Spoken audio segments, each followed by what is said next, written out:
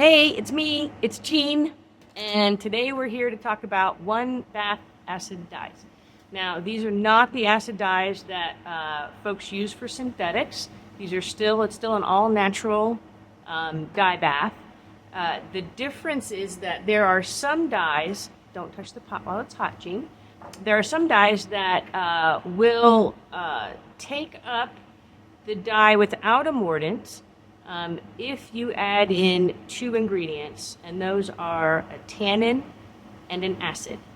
So the tannin is actually going to adhere very quickly to the dye itself, and then the acid is what helps keep that dye sort of a liquid, and it then adheres to the wool itself.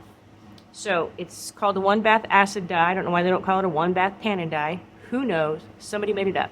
But so what we need, the three things you need are your dye, your tannin at 10%, and your citric acid at 10%. Or you could use vinegar if you don't have any citric acid and you need to use enough, I don't know how much that is, to get your pH down to 3.5 to 4%. To 3.5 to 4 pH. And I see that says 3.4. And that was just a brain blurb. It should be 3.5, but I think 3.4, 3.5. And here's what we're going to do. What you're going to do first is you're going to extract your dye, which I've already done. And you're going to then add your tannin and your citric acid. And you're going to stir those in. You're going to check your pH to make sure you're within the 3.5 to 4 pH. And then you're going to add your wetted out fiber, which is wool. This only actually works for wool. I don't know why I said fiber there. Whatever. And then you're going to bring that to a simmer and let it simmer for about an hour. Leave that in for an hour. Turn it off. And you're going to let it cool in the pot. For me, that's usually just leave it in overnight. But if you do this in the morning, it might be cooled by the evening. And so you can do that. And then you're going to rinse it in warm water, okay, not hot water. So the one thing, and then you're going to dry it. The one thing about acid dyes, one bath acid dyes, is that they are not quite as wash fast as the others, but they are extremely light fast. The tannin is one of the things that helps with the light fastness. So you don't want to, scrub it out in hot water. So you're going to rinse it in warm water, and then you're going to dry it, and then the next day you can come back and rinse it again. But if you're going to do it, rinse it in cool water, and see how that goes. So, and you should be able to rinse it till it's clear. But then if you're going to use it for something that's going to get washed regularly, wash it by hand in cool water, for sure. All right. So I have all my ingredients here. I guess the one thing I didn't tell you was the exact kinds of dyes that actually do this. So the dyes that take this are the anthraquinones and the naphthoquinones. What are those? Those are mostly reds and some yellows. The naphthoquinones are a couple of yellows, not all of the yellows. They're yellows, I think henna, and I think myrobalan might be one. I will put a list in the PDF for you so that you know which ones those are. But cochineal, lac, and madder all work as a one bath acid dye. And now keep in mind that you're using an acid, so it's lowering that pH, so that is going to affect the color. So if one of the things you like about cochineal is that magenta-y thing, this is not going to be the right process for you. Okay? But if you'd like it to be more in that red range, we'll see what happens. If you like it to be more in that red range in the cochineal, then this is the perfect solution for you. And I am using cochineal, and I've already extracted my dye. So I'm going to bring you right up here and get you the nasty backdrop. All right, so here we are, and you can see into the tub there. All right, so that's my pot. And I have already extracted my cochineal, and I took out my little sock that I had. And so you can see what color this is right now. It's kind of that pinky magenta-y red. Did I just put my arm right in front of that? Probably. Good demo, Jean. So this has already been extracted. If you're going to use lac or an extract of any kind, then you can just add your extract when you're going to do the other things. So I have a yard of wool, which is about 360 grams for me. And I have then, it's wetting out right next here. And I did my cochineal at 5% because I've got some textured wool that you'll see in a moment. And I don't want to completely drown out that texture. So I did it at 5%. And I've got 10% of my tannin and 10% of my citric acid. So I'm going to go ahead and pour these in. Bingo, like that.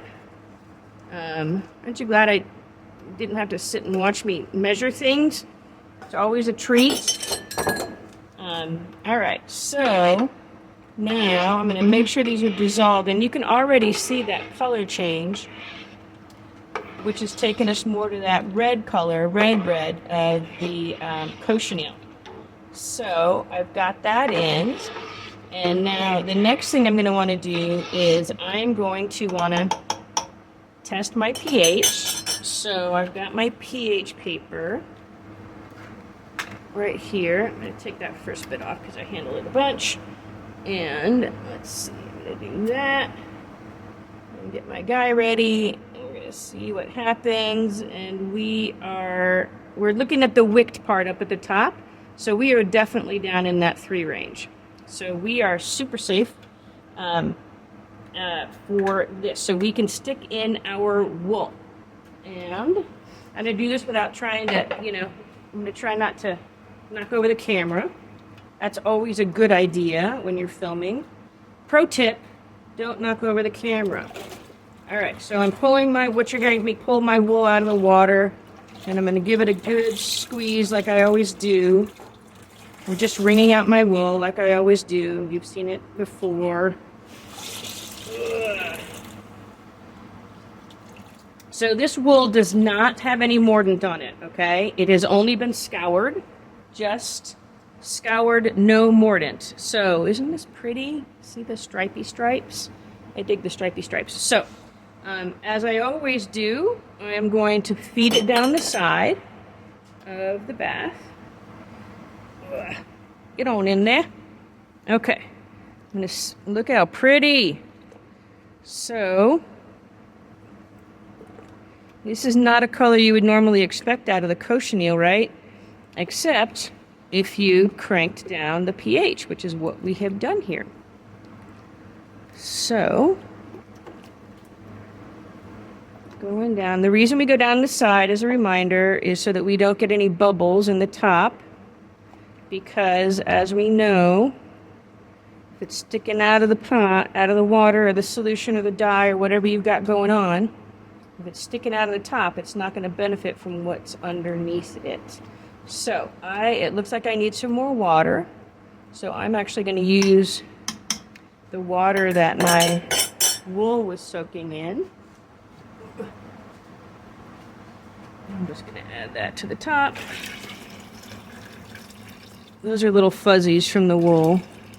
I'm sure you've all discovered how much fuzz the wool makes. It's constantly kind of hitting your sink. All right, so what I'm going to do now is I am going to turn up the heat a little bit, and I'm going to bring this to a simmer. I just want to look at this one more time, though.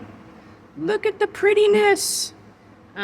So I'm going to bring this up to a simmer, and again, I'm going to let it simmer for an hour, and then I'm going to turn it off, and I am going to let it cool. I will let it cool overnight, however long you need to let it cool until you know that it's cool.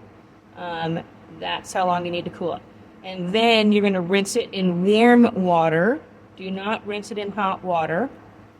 That's partly why we need to let it cool in the pot, because we don't want to change temperatures too quickly and shock the wool. And so that's really all there is to it. So again, wow, that was pretty close to my face. Sorry. Again, what we need is an anthraquinone or a naphthaquinone, which are the reds and a couple of yellows that work. Again, I'll put that in the PDH. Check out the PDF. And you need a tannin and a citric acid, and you just extract your dye, add your tannin and your citric acid, make sure that your pH is somewhere around 3.5 to 4, and then you're going to add your wool, simmer it for an hour, cool it in the pot, rinse it, and dry it. And then the next day you can wash it, in cool water. And there you have it. And it will be super light fast. It will not be as wash fast. So this is also not a good choice if you want to over dye it. Okay? If you want to over dye your wool, do the straight up mordant it and then over dye it in another color. Because if you put it on a hot pot of anything, it's gonna want to seep out again. Okay? All right. Have fun.